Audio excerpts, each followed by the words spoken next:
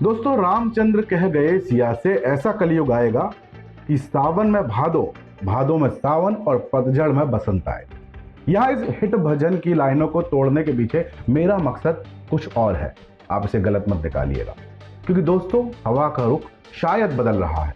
वैसे तो global warming के चलते हवा ही क्या पूरा मौसम का मिजाज बदल रहा है, लेकिन देश के चौथे स्तंभ यानी कि पत्रकारों के स्वघोषित भीष्म पितामह बदल जाएंगे, ये किसी ने सपने में भी नहीं सोचा होगा। अब तो पूरी पत्रकार बिरादरी में यही चर्चा हो रही है कि आखिर जिस हवा का हवाला द ब्रांड मोदी के लिए दिया जाता था, आज उस हवा के रुख की चर्चा मीडिया की गलियों में कैसे हो रही है। घूमी सो घूमी अब सीधे अर्नब गोस्वामी के घर तक कैसे पहुंच गई।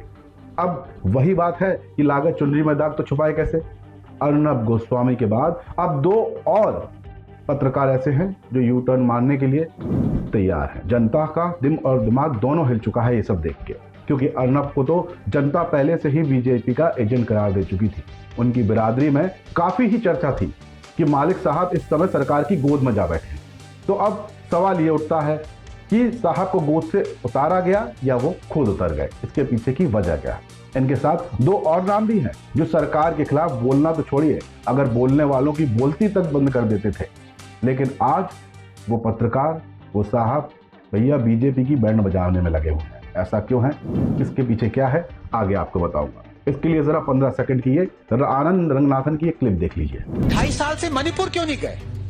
बहुत ही ज्यादा मैं कहता हूँ इंडियन डेमोक्रेसी के लिए नेगेटिव ये हुआ है कि हमने एक्सेप्ट कर लिया है कि our prime minister can not be question.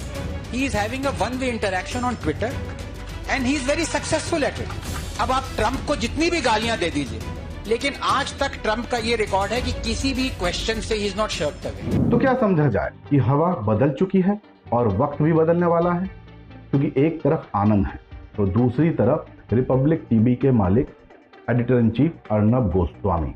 उन्हें कौन नहीं जानता। अर्नब गोस्वामी की पत्रकारिता को देख न सिर्फ जनता बल्कि खुद पत्रकार भी अब चकित है, हैरान है। इस तरह से अर्नब लगातार सरकार पर हावी हैं, उसे देख लग रहा है कि अर्नब का हृदय परिवर्तित हो गया है। हाल ही में उन्होंने 15 करोड़ सालाना ले रहे सुधीर चौधरी को जो है जमकर कोसा। अब इसके बाद कुलदीप सेंगर मामले में देख लीजिए, अर्नब पूरी तरह से सरकार पर फायर है। अर्नब के इस बदलते हुए रूप को लेकर हर पत्रकार का अपना अपना रुख है। अब अर्नब मोदी को सीधे चुनौती दे रहे हैं कि वो कैसे निपटे। एक इंटरव्यू में जब उनसे पूछा गया इस बारे में तो उन्होंने इसे नकारा भी नहीं। अरावली हिल्स हो या फिर कुलदीप सेंगर की जमानत जैसे मामलों को जिस तरह रिपब्लिक टीवी ने उछाला और सारा ठीकरा मोदी सरकार पर फोड़ा, वो भी सबने देखा, किसी से नहीं छुपा। बाद में जब सुप्रीम कोर्ट ने आदेश पर रोक लगाई और सेंगर की जमानत जो है रद्द हो गई, तो चैनल ने अपनी पीठ थपथपाई, कहा हमने मुद्दा उठाया था इसलिए न्याय हुआ। हैरानी की बात यहाँ यह है कि मोदी ने पिछले 1.5 साल से अर्नब को इंटरव्यू नहीं दिया। अमित शाह तो शायद कभी ही देते हैं। क्या यही टकराव की असली वजह है? कहीं अर्नब को ये अहंकार तो नहीं हो गया कि सरकार बनाने में भी उनका बड़ा योगदान है? तो ये अहंकार गलत भी हो सकता है, क्योंकि जनता यहाँ सर्वोपरि है। रिपब्लिक को मैं इसलिए अच्छी तरह से जानता हूँ क्योंकि वो खुद राष्ट्रवादी और हिंदुत्व के साथ खड़ा बताता था, लेकिन आज पुतिन के भारत दौरे में जब इंटरव्यू आज तक इंडिया टुडे को मिला और रिपब्लिक बाहर रह गया, उसके बाद से पलटवार ज्यादा तीखा दिखने लगा।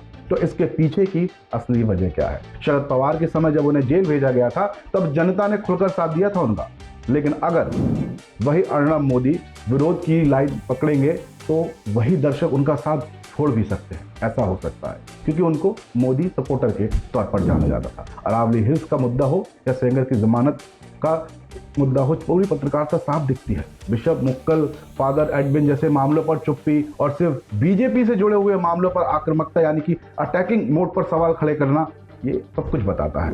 अब आपको यहाँ बता दें कि रिपब्लिक की जो टीआरपी है उसका एक बड़ा हिस्सा मोदी समर्थकों से आता है। अगर टकराव यूं ही आगे बढ़ रहा तो कुछ भी हो सकता है। अब यहाँ ये आप तय करके बताइएगा कि क्या हवा वाकई बदल रही है।